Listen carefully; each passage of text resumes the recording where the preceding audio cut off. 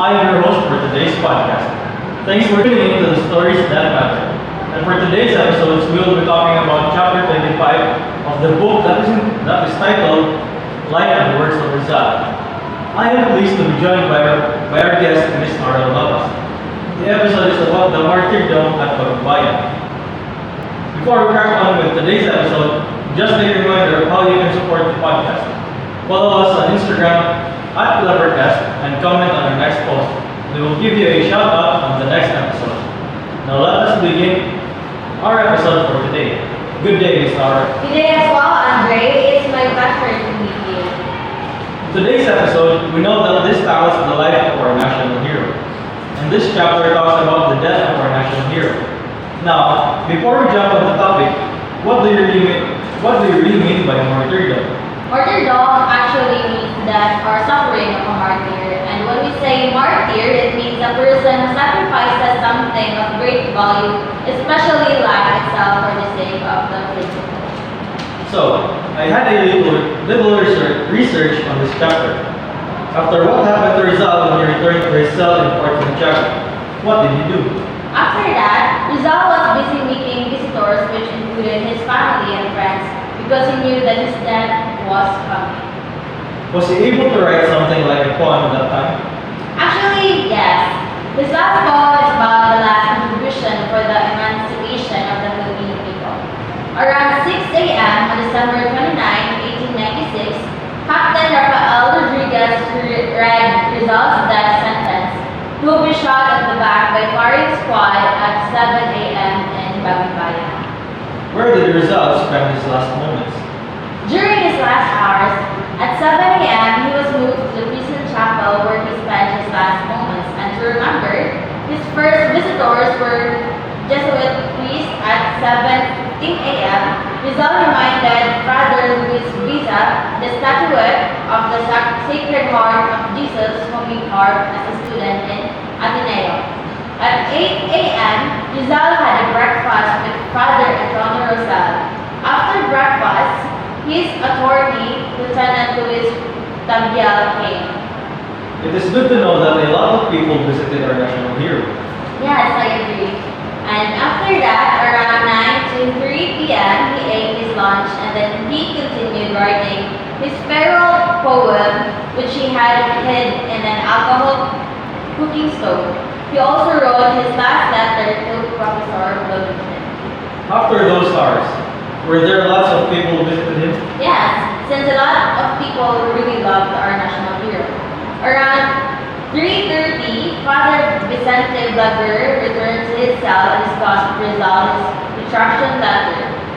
4 p.m., Fedora Alonso, which is his mother, visited him. That must be so emotional to both of them. Yeah, it was. No mother would be happy knowing that her child's death is coming. Rizal gave the cooking stove to his mother containing his farewell poem. Afterwards, a lot of priests visited him. What happened to the draft of the retraction letter sent by the anti-Filipino Archbishop Bernardino Rosales? That happened at 10 p.m. It was actually given by Father Baguer to Rizal, but he had rejected it. Why was it so controversial way back then? Mainly because the retraction letter contains the renunciation of his masonry and his anti-Catholic ideas. We know that Rizal died on December 13, 1896. What happened on that day? Well, that day at 10:30 a.m., Joseph Bracken arrived together with Rizal's sister, with tears in her eyes, bade him farewell.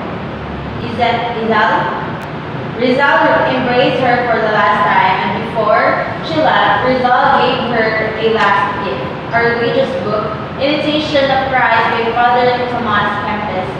At 6 a.m., soldiers were getting ready for the death march to Bagumbayan. Rizal wrote his last letter to his beloved parents. My beloved Father, pardon me for the pain which I repaid you, for sorrows and sacrifices for my education.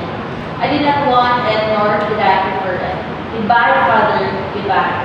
To my very dear mother, Doña Teodora Alfonso, 6 o'clock in the morning, December 30, 1896.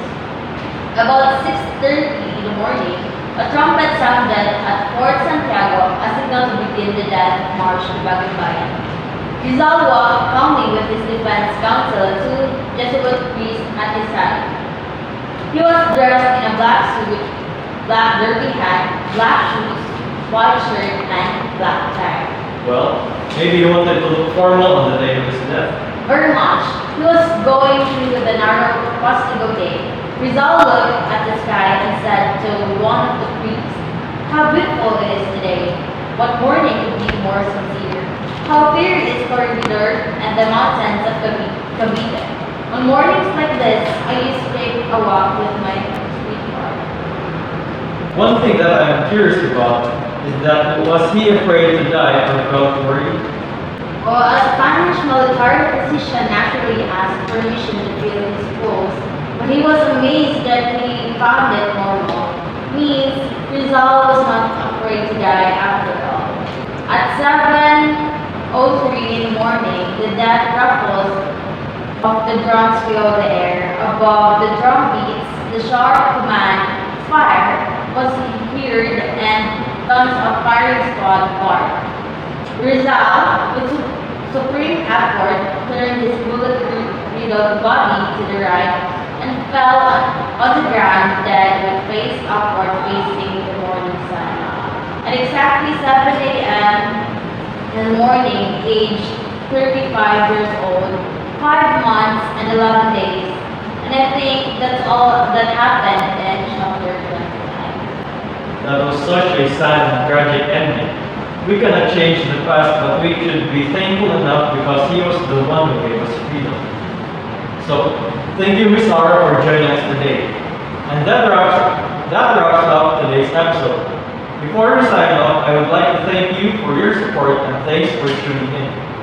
Just a reminder of how you can support the podcast. Follow us on Instagram at Clevercast and comment on the next post. And we'll give you a shout out on the next episode.